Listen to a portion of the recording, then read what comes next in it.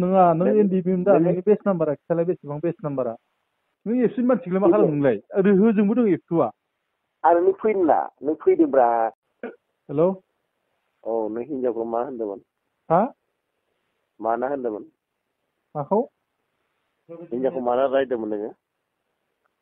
सोर नोङो माना रायदोंमोन होनदों अ मा रायदोंमोन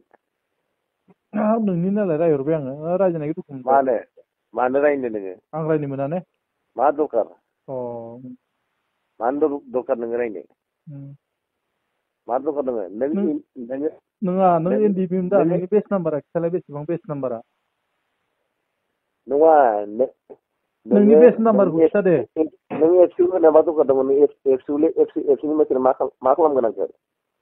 नों मा होनो हागोन नों फेसबुकआव हेगारनानै मा खालामनो हागोन बेनोथ' दङ ना फन नाम्बारा दङ नोंनाव दङ गासिबो डकुमेन्ट मा खालामनो हागोन मा खालामनाय नों बेखौ आंनाव दङ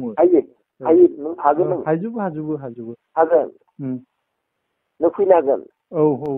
थांगोन दे आं थांगोन हारसिं फैलाय आं हारसिं थांगोन दे नों हारसिं फैयोबा लोगो फैनाय एबसुनि मानसि लाना फैदोब्रा नों एबसुनि मानसिखौलाय मा खालामो नोंलाय ओरै होजोंबो दं एबसुआ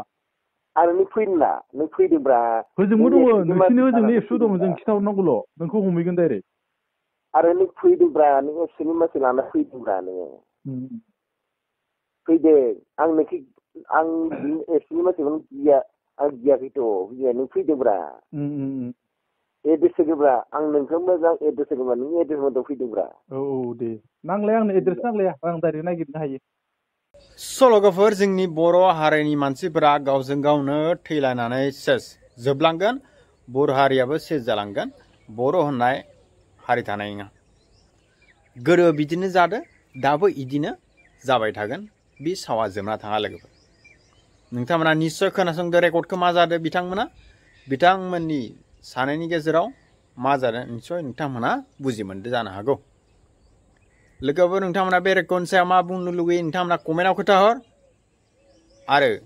चेनेलाव गोदानबा नोंथांमोना चेनेलखौ साबस्क्राइब खालामना हो